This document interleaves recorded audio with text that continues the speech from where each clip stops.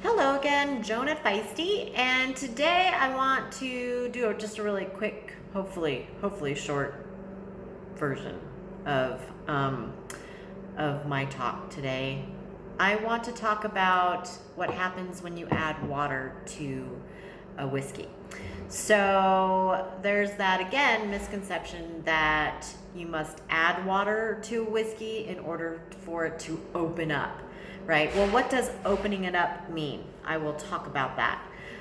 First off, let's talk about what a whiskey is. So a whiskey is a solution, meaning that there's lots of different chemical components in a whiskey to make it a solution.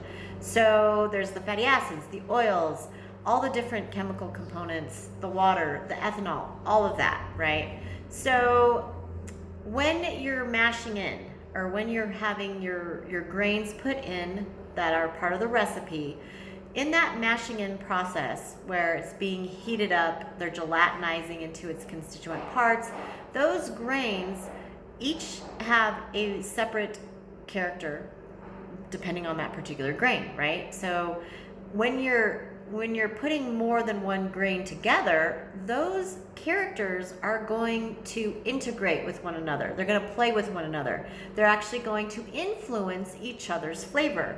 So that's what's going on there. And then when you go to fermentation, depending on the yeast that you're using, depending on a lot of variables there as well in your fermentation, those are also going to add flavors to your, at that point it's a wort.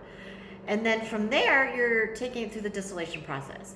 Now in the distillation process, you're going to be intensifying those particular flavors. Okay, now once that distillate is done, and then you put it into a barrel, the barrel aging is also going to integrate with the grain characters and also influence and change those particular characters of those grains.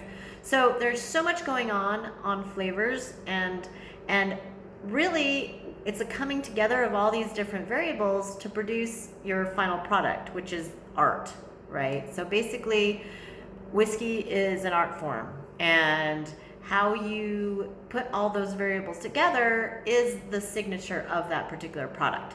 So when you add water to a whiskey, right? So I've already filled my glass. This is the Blue Corn Bourbon. So you're gonna get the nosing, right? It's gonna smell one way, and then you're going to tip it to the side, right? And then the flavor, that is the art form. That is how it was meant to be tried, at room temperature, neat. Now, and that is the beauty of it. Adding water to a whiskey, it's going to start to separate out the water solubles, so everything that dilutes in water will drop out, right? And then it's gonna leave the fatty acids and oils behind. So let's go back to how people call that opening it up. The glass in and of itself is what opens up a whiskey, right? The crystal of the glass, the shape of this glass opens it up into its constituent characters, right? This is the integrated character. These are the characters that are separated out.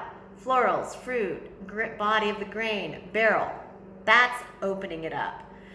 So what water actually does is it's totally changing the chemistry of the whiskey. You only need one drop. You don't need a lot, right? And so what happens, you have everything that comes together, like I was talking about, your grains and your mash, the barrel, comes together, and it creates this very, very highly complex flavor profile.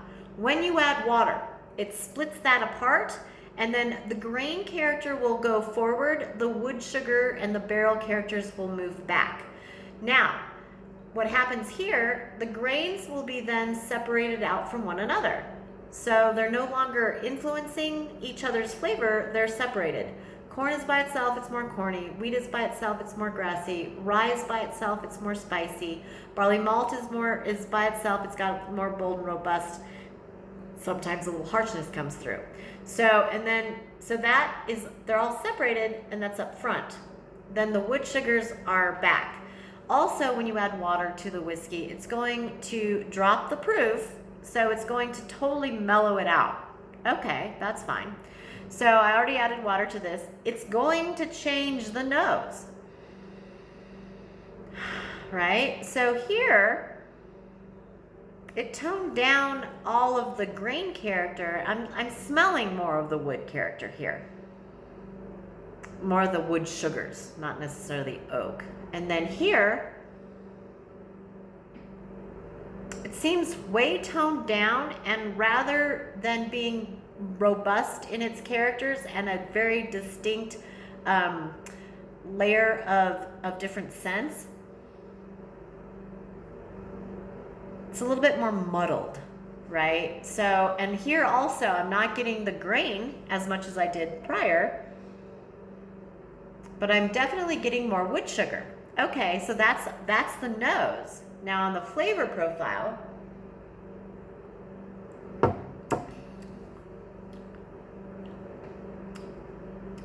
okay, so it's toned down, the proof is lower, and that was just from one drop, but it's now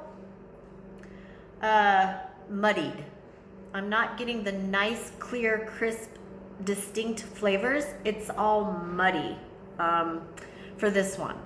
It will be different for every whiskey that you choose to do this with. So some will be, like I said, different, but this is just, it's toned down and muddied.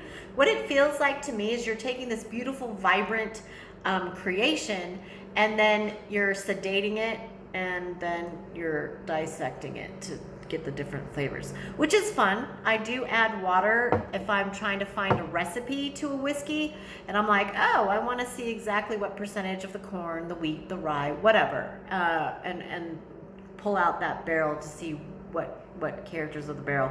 But I will do that for whiskey if I'm trying to dissect it.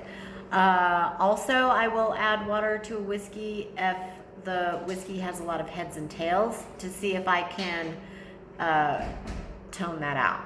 Well, the tails anyway. The heads, there is, and I talked about it in a previous thing. But okay, so that's what I wanted to talk about today, was water and whiskey. So yeah, okay, have a great day.